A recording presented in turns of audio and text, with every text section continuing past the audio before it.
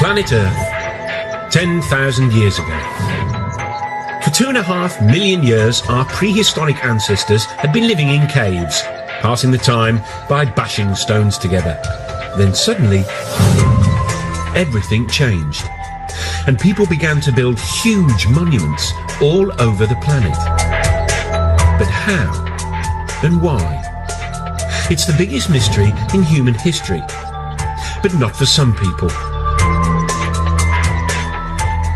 Thousands of years ago, when our forefathers were primitive Stone Age people, some extraterrestrials visited our Earth. Extraterrestrial presence not only departed the wisdom to build the monuments, but possibly the technology to make it happen. It sounds bonkers. But could aliens have started civilization and built some of the most famous monuments on Earth?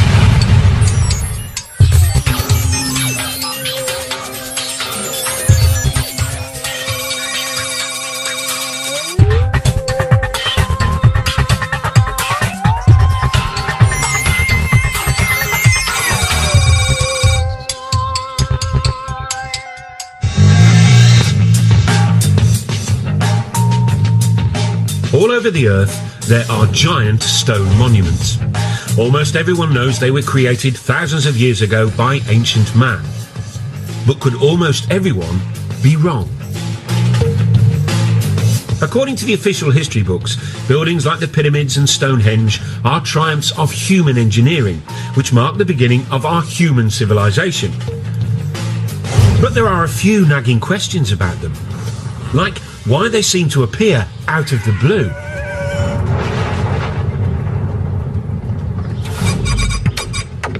It's a mystery which has been troubling lots of people, including UFO gurus such as David Hatcher Childress. Well, one of the great enigmas of the past and of humanity is that people just like us have been around for at least 100,000 years. And then suddenly, a few thousand years ago, we just stepped out of our caves and started building all these giant monuments. One of the mysteries here is not only how did ancient man build all these giant megalithic monuments, but why? Over the years, scientists have struggled to explain it. Some suggested it was to do with agriculture. The birth of agriculture meant we could suddenly feed armies of workers. Others said it was all about the birth of religion. Early civilizations were desperate to placate gods. But now, there's another explanation.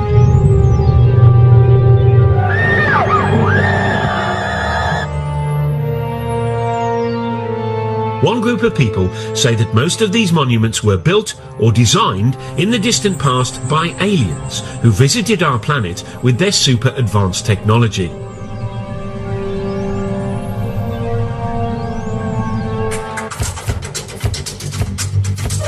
One believer is Jason Martell. He lives in California and runs a dating agency. But in his spare time, he's been grappling with the biggest archaeological mystery of our time. And he says he solved it. Man could have had the ability to physically stack those large blocks in Egypt and build that, 100,000 men. But the knowledge to do it had to come from somewhere else. There had to be some type of intervention, and that's why I look towards the ancient astronaut theory. Ancient astronauts from somewhere else came here and influenced our society. Jason and other believers say this idea would explain some baffling questions about ancient monuments. Take Stonehenge. How did Bronze Age Britons drag these 5-ton stones over 170 miles? And then there's this 1,000-ton block at Baalbek in the Lebanon. It weighs as much as 3 Boeing 747s. How did ancient man shift that? And then there's the biggest controversy of all, the Pyramids of Giza. The biggest one is made from 2.5 million blocks of stone. It was built in just 20 years and is lined up exactly with the North Pole, less than 1/10 of a degree out. According to the experts, the answer is simple. The ancient Egyptians were just terribly clever, worked very fast and very hard. And they created a whole tourist industry in only a few decades. But that doesn't convince the likes of Jason Martell. Many of the ancient sites around the world display a type of brilliance that we don't attribute to ancient man. If ancient man is living in clay huts and using stone tools, they're not going to have the advanced mathematics and geometry to lay out some of the sites that we have today. How did ancient man build things like Stonehenge? How did they get the Giza pyramids to line almost 1/10 off a degree to actual north? So what do the official Egypt experts say? Egyptologists think there's no big mystery. Archaeologists, they say, have dug up lots of evidence near the pyramids. The broad features are fairly clear. We've got the barracks where the workmen lived, we've got the tombs of the architects. Also, for some of the unfinished pyramids, we have got the ramps which were used to drag the blocks into place. So although the minutiae of the construction process isn't known, probably is unknowable, I think the big picture is perfectly clear. The problem for believers in ancient alien astronauts is that we can't ask the aliens themselves. Or can we? Lisa Royal Holt says that she knows that aliens built ancient monuments.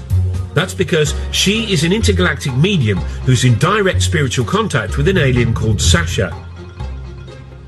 Apparently, Sasha lives billions of miles away, but luckily, reception is crystal clear. Over to you, Lisa. Well, greetings to you. This is Sasha. It is a pleasure to be with you this day, and we are so excited that you have an interest in this subject matter. Our intentions for our interaction with Earth humans is absolutely, totally in peace, love, and joy. Thank you, Lisa. I mean, Sasha. That's very reassuring. But what about the pyramids? Who built them? In ancient days, my forefathers came to Earth. We were seeking another place to colonize. The monuments were built by extraterrestrials, usually for actual scientific purposes. Okay, we'll be back with the aliens soon, so we can hear firsthand about what experiments they got up to. But first, let's meet the godfather of the ancient alien astronaut theory, the man scientists and archaeologists love to hate. Traditional archaeology don't like mysteries. They have the answer for everything. They just declare something, and the rest of the world has to believe it.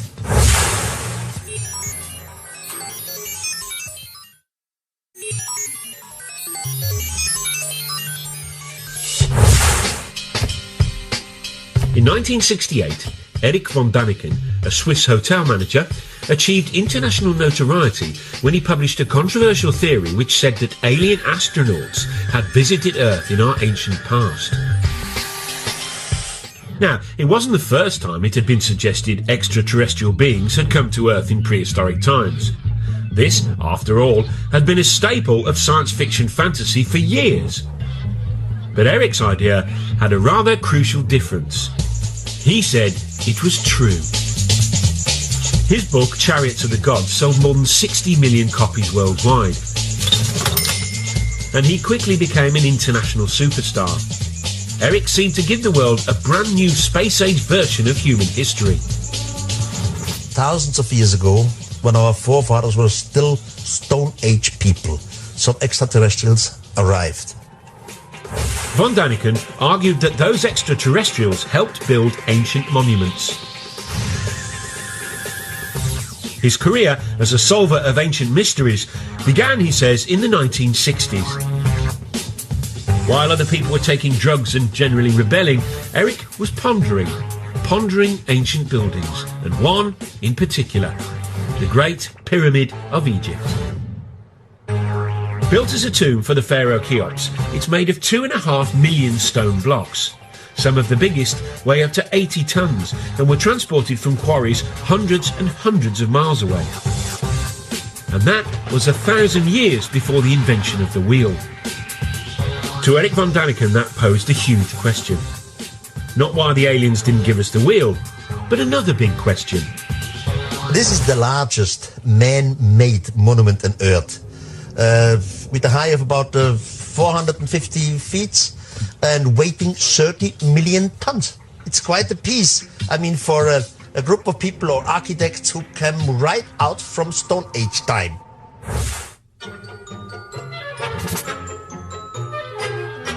Von Daniken's theories make academic Egyptologists ever so slightly irritated. Von Daniken doesn't seem to like human beings very much. He does them down, claims that people are just out of the Stone Age. Well, the Stone Age actually ended some centuries before the pyramids were built, for starters. As far as I'm concerned, Erich von Daniken is a one-man self-publicity machine. I wouldn't characterise what he does in anything like scientific work. But no matter what the experts say, Erich has stuck to his guns. I was never afraid to be ridiculed. I was never afraid that others have a complete different opinion to me. It's wonderful. It's their freedom. But I at least read most of the archaeological books, while the other side, they have no idea what Erich von Daniken says. He states that you couldn't cut granite except with laser beams. Well, it's been shown that using a copper saw, using just ordinary desert sand as an abrasive, within a week or so you can slice through a great chunk of granite. As far as the professionals are concerned, Egyptians didn't need big lasers and big UFOs to move stones. They relied on their big Egyptian muscles. The transport of blocks of stone isn't an issue. Egyptologists have actually done experiments with large numbers of people in a large block of stone, and you just pull it. Some of the blocks came from Aswan. Take the ceiling of the King's Chamber. This is from Aswan, but this is 1,000 kilometers away from here. It's not so easy. There's actually a carving in an Egyptian tomb showing them moving a huge statue exactly by that, simply by muscle power. So there's no mystery about how the Egyptians moved great blocks of stone. And here it is. There are no aliens in this ancient Egyptian carving of the pyramids being built, unless they're cunningly disguised as ancient Egyptians, which is probably why it doesn't appear in any of von Daniken's books. I fail to understand why people can't really grasp the fact that these things were built by the men and women who lived at that time in that country. The logic just seems irrefutable.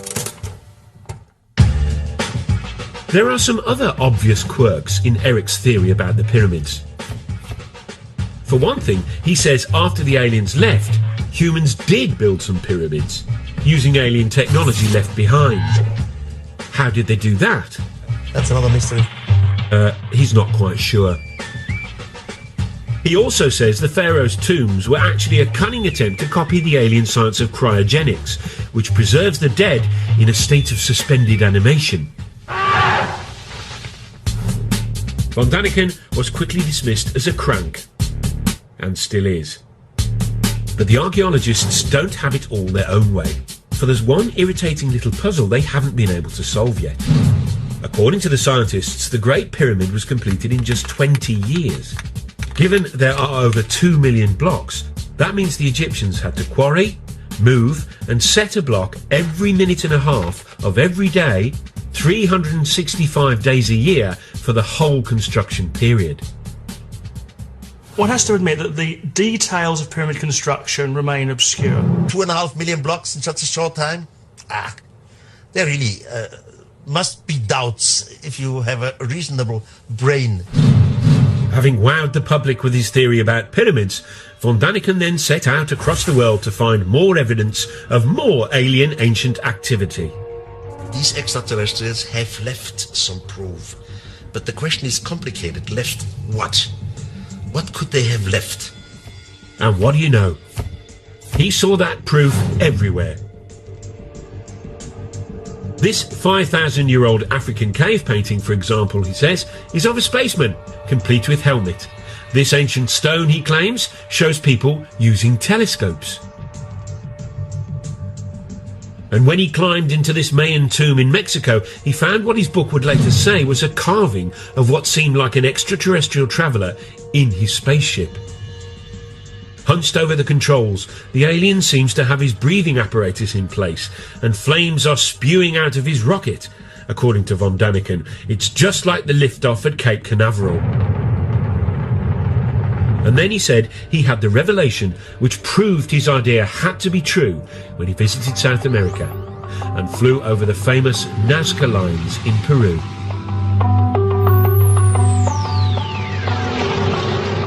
These ancient patterns, drawn into the desert, stretch for miles.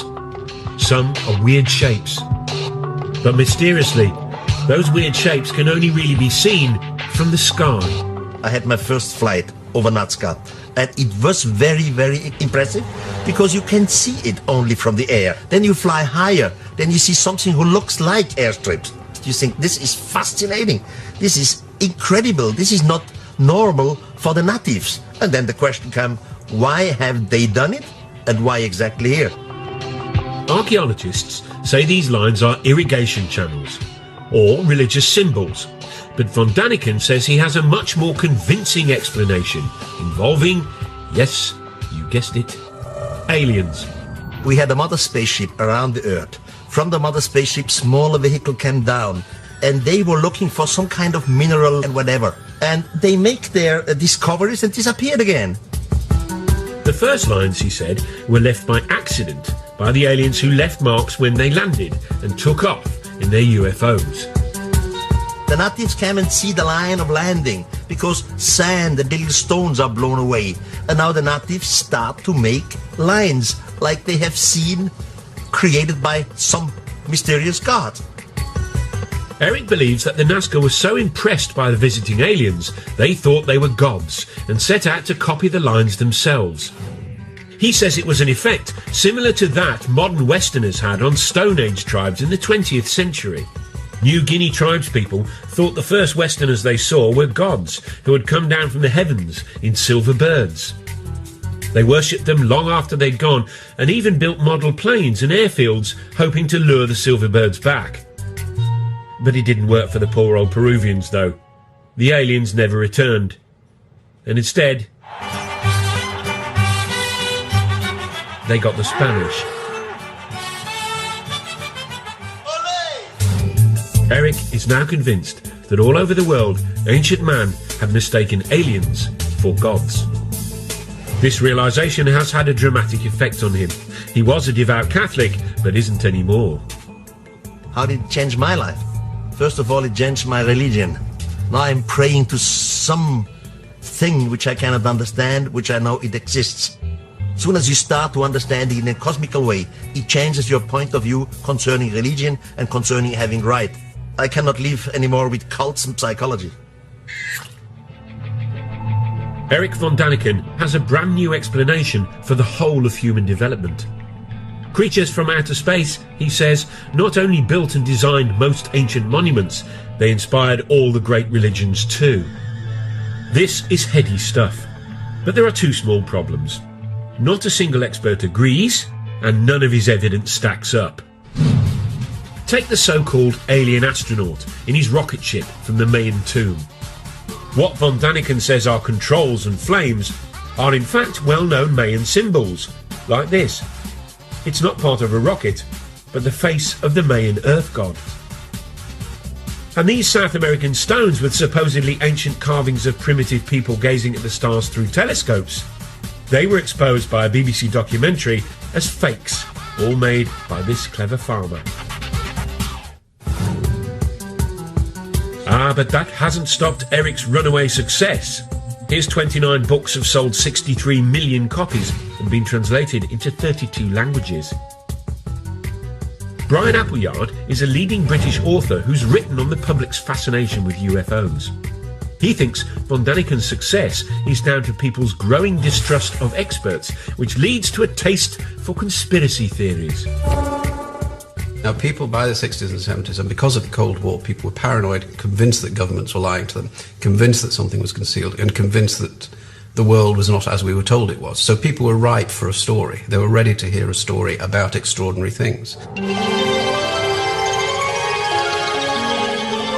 The von Daniken phenomenon seems unstoppable.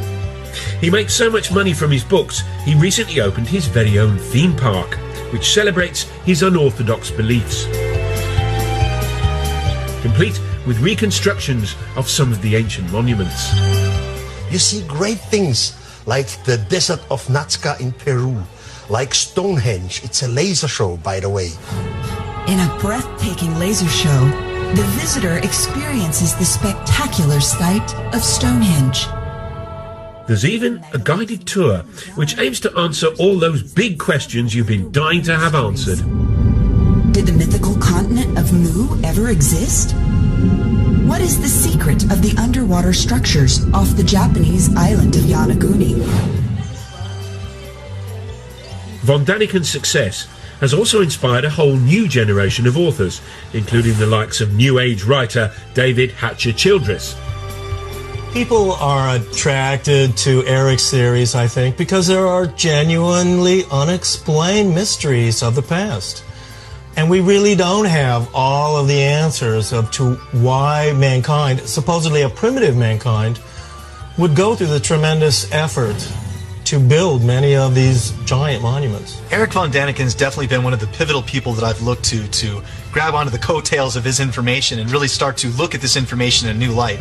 But these new believers have a battle on their hands. Scientists don't care whether the mythical continent of Mu ever existed. If aliens visited the Earth, scientists want proof. I think the first thing I would say about whether the knowledge to build pyramids was given to the Egyptians by extraterrestrials is simply, where's the evidence? If you think about man's fairly limited extraterrestrial experience of going to the moon, look at the amount of space junk which has been left around simply by going there and coming back. Wouldn't you have thought that if spacemen had been to Egypt and had been teaching the people how to do these things, there'd be at least the odds of leftover broken plastic somewhere? The believers, though, say they've found some evidence, although whether it's very convincing is a whole different question. According to them, aliens did leave some space-age technology behind. This 2,000-year-old pottery jar, for example. It was discovered in Baghdad in 1938. Inside it were copper and iron rods, similar to a modern battery. Back in California, Jason Martell has built his very own replica. What we're looking at basically is just a simple clay pot formed with the clay found naturally in that region, and then using a simple copper lining and a iron metal rod down the center. This was in back in their days used either a rubber or an asphalt stopper. Jason fills the pot with an acid solution, vinegar, and now he's expecting something spectacular to happen. All right, the moment of truth.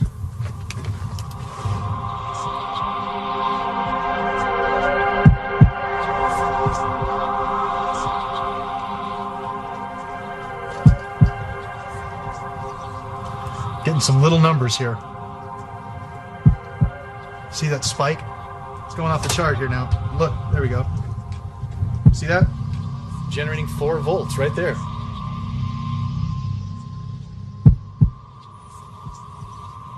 What we attribute to ancient men, they deserve a lot more credit than we're giving them. Because obviously we can test the devices with our understandings of technology and get a reading. Here we are, 4 volts right there from the battery. So obviously they were able to make this happen. What were they using it for? Very possibly electricity. Now, what ancient Iraqis might have done with the 4 volts of electricity, nobody's sure. As for aliens, why would they need an old clay pot when they can zoom through interstellar space? If making a little pot, filling it with vinegar and sticking a bit of copper in it, and then seeing that there's some bubbles appear is space-age technology, fine. Back at Eric's theme park, the Baghdad battery is given pride of place, alongside an object based on an Egyptian drawing which he claims was an electric light bulb. The Egyptologists, though, say it's a well-known symbol and is actually just a snake inside a flower. The spoil sports. But Eric is convinced the ancient Egyptians used electricity to light up the dark passages in their pyramids. Someone must have nicked all the wires. Now, you may have been thinking that aliens could have brought us something more useful than the odd light bulb. Well, the same thought occurred to this man. He believes they brought the technology to tap into a cosmic energy source, which they then linked to all the ancient monuments on the Earth. Funny, he doesn't look crackers.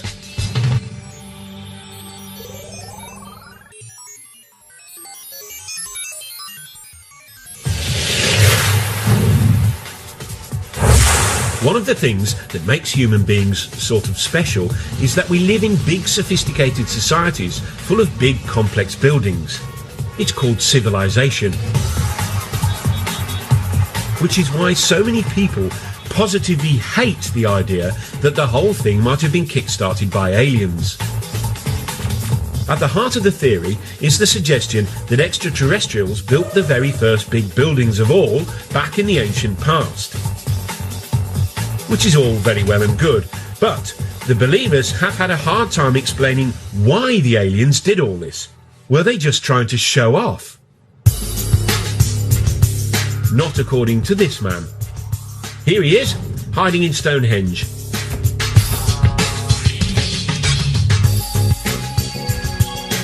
Now, according to the scientists, Stonehenge was built in 3000 BC.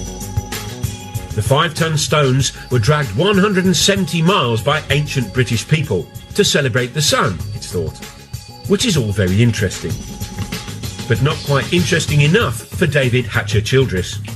He says Stonehenge might instead have been a fuel stop for ancient aliens. He came up with his interesting theory after he discovered what he says are mysterious energy lines. He believes the Earth is covered with these invisible lines in a strange network. If it all sounds a little unlikely, it has at least got a cool-sounding name. The World Energy Grid. The World Grid is an intelligent geometric pattern of the Earth and its energies.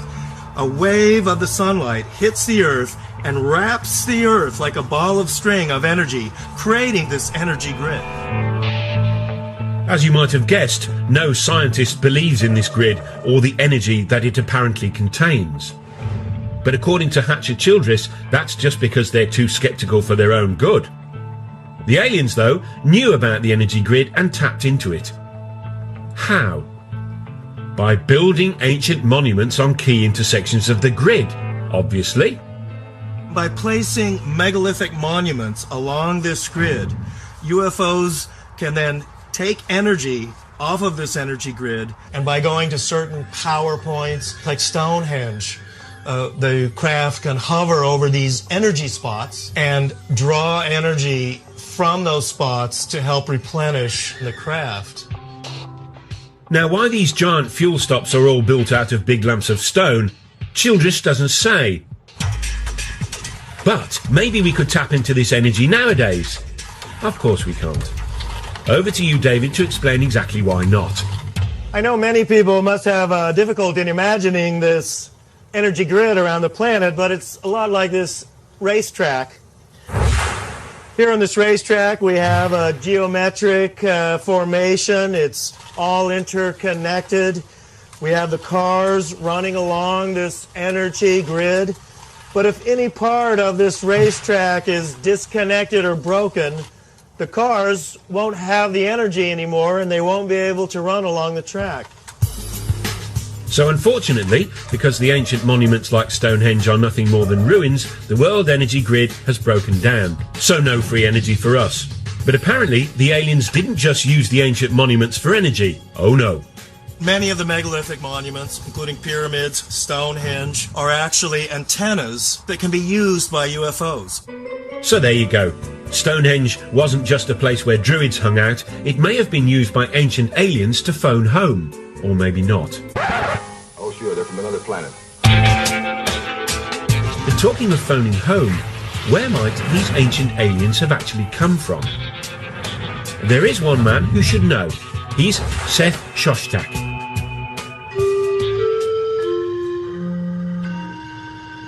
He heads up SETI, the Search for Extraterrestrial Intelligence. This is a scientific study that's been scouring the constellations for the last 20 years, listening for radio signals from alien life forms. It turns out that lots of scientists believe that life probably did arise somewhere else other than the Earth. After all, the universe contains trillions and trillions of stars. Seth Shostak has devoted his life to being the first to prove it. You know, the universe is vast. It seems that most stars have planets. There are going to be lots of other worlds that are just as nice as the Earth for life. The question is, has life arisen on those worlds?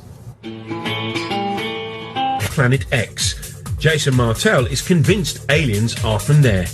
He says that the ancient Sumerians from Iraq believed in a 10th planet in our solar system, which modern science hasn't yet discovered. Sumerians, he says, believed that's where their gods, the Anunnaki, hung out. Again, the Anunnaki are the beings supposedly that come from Planet X, another planet within our solar system that modern science is currently trying to look for. That planet does exist. It's possible we have ancestors living on that planet. Just a minute. Ladies and gentlemen, we bring you this special radio television broadcast in order to give you the very latest information on an amazing phenomenon. It was looking good for Planet X when in July 2005 astronomers announced they had actually discovered a big blob way out beyond Pluto. They called it Planet Xena. But they've now realised it's really small and full of gas. So not likely to be the home of the Anunnaki or our ancient alien visitors. But there's one candidate for alien life that obsesses more people than any other. It's our closest neighbour, Mars. It's also the planet that's most like our own. Some scientists are convinced it has water, and for years NASA has been probing and exploring it. So far, no signs of aliens. But in 1976, they were looking for signs of tiny bacteria, when instead they found this. This photo of the plain of Cydonia contains what most astronomers are convinced are some large rocks. But to some people, they look suspiciously like this.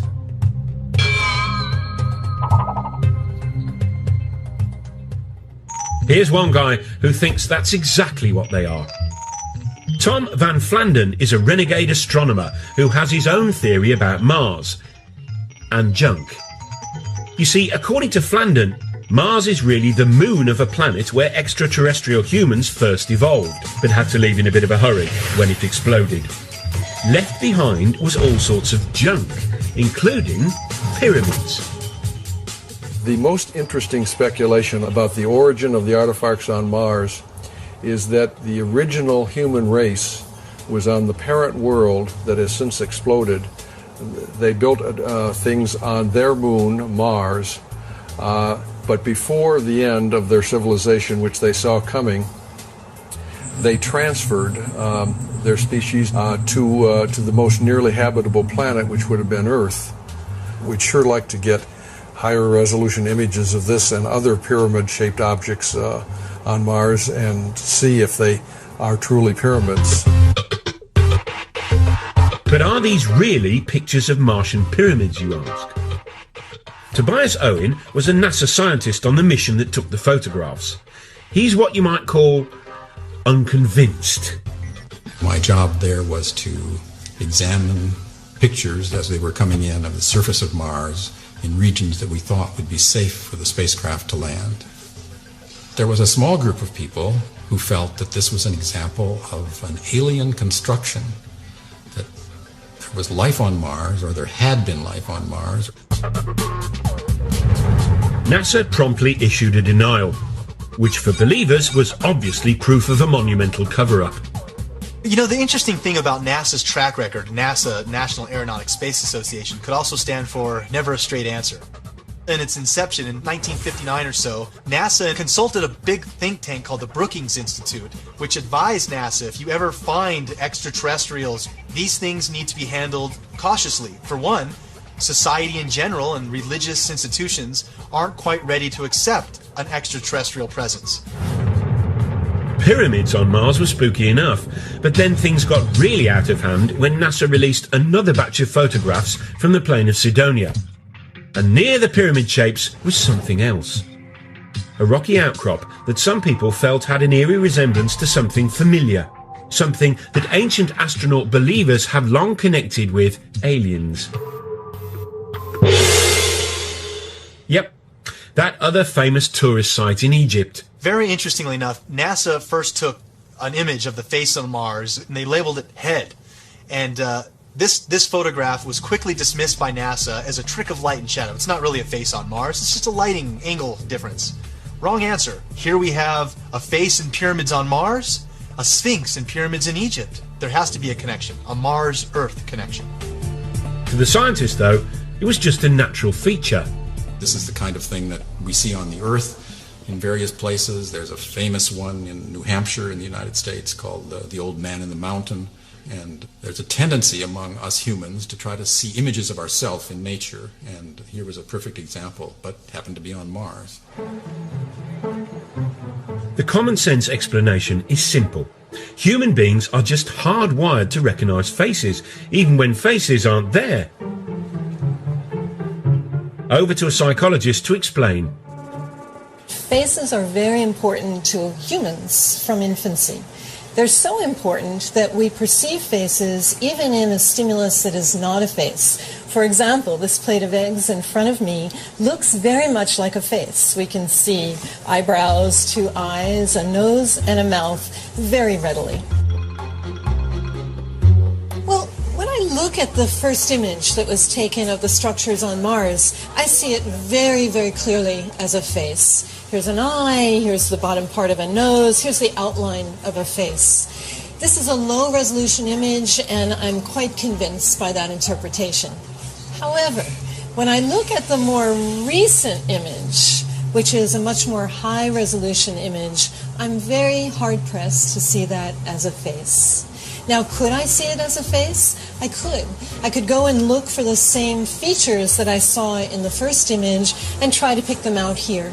But in the high-resolution image, where it is not very ambiguous, it is much harder to perceive this as a face. We now have exquisite images of the surface of Mars that are being taken as we speak, in fact, by the Mars Express spacecraft.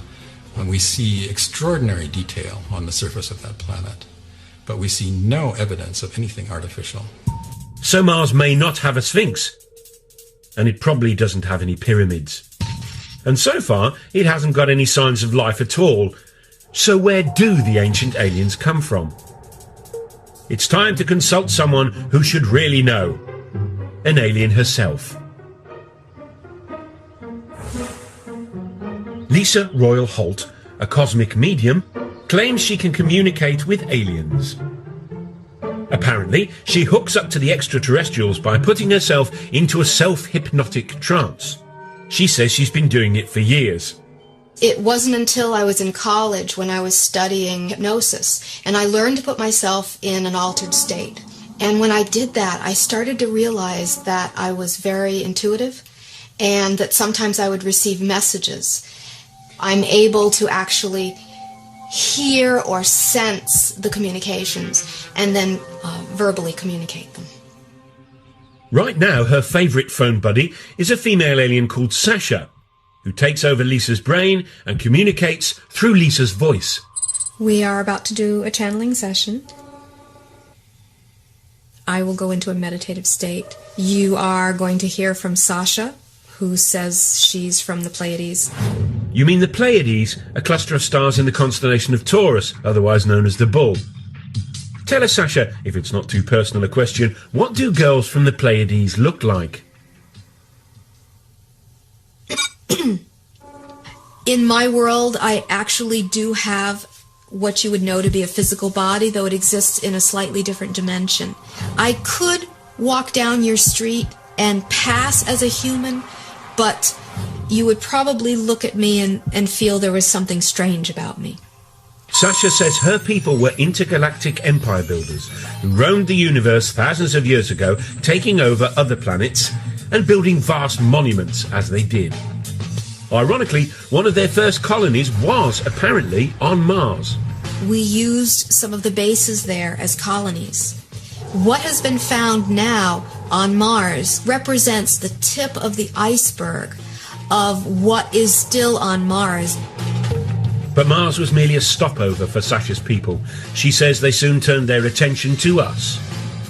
My forefathers thus have been very interested in Earth for a very, very long time. It's time to find out the answer to the biggest question of all about the ancient astronauts. Why did they come here? According to Sasha, they may have been up to more than building monuments and starting civilization. Could they have created the human race?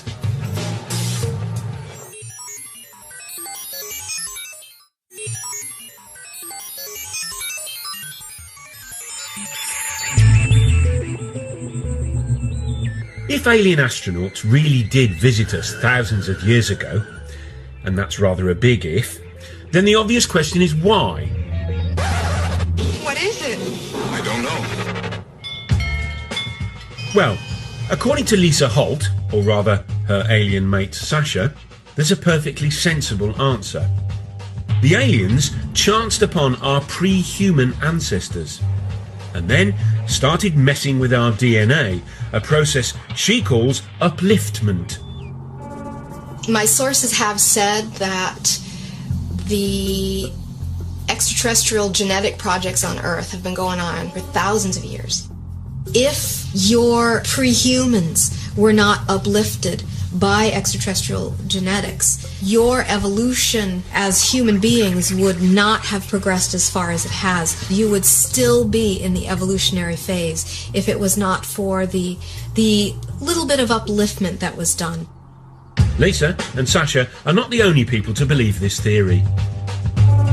They came here 300,000 years ago, created a primitive worker based off the Neanderthal man that was here evolving naturally, and created us. So an extraterrestrial crew comes here. They take one cell. They change the DNA code in the cell. You put it in the womb of a female of the same species. This female will give birth to a child. It's just what we would call the missing link. If the believers in ancient aliens are right, then evolution didn't gradually create humans. We were instead cooked up in the alien equivalent of a test tube. Spooky stuff. To me, that explains so much. And it also explains psychologically a sense of abandonment that the human race seems to feel. That these beings helped in our creation, but then never allowed us to remember who our parents were. Now, it all might sound like cobblers, but the notion of visiting aliens as godlike creators takes alien conspiracy ideas to their ultimate conclusion. And for author Brian Appleyard, it even hints at the role aliens now have in our culture. The idea that aliens once visited Earth and gave us this technology, this capacity, and pointed us up some progressive path, showed us the way to go, is a great idea for people to hold on to. Because one of the problems of the modern world is that people don't have anything to hold on to. And the story of ourselves we're given by science is frankly that we're nothing, it doesn't mean anything. The thing about the alien in the past is that it gives us a story. And that's fundamental to what people need to believe about themselves. Whatever comfort the idea that aliens visited us in the past gives some people, chances are it never happened. But hey, if it did, then maybe, just maybe, the greatest monument they left behind wasn't a giant feat of engineering, like the pyramids, but a brilliant little piece of genetic engineering called us.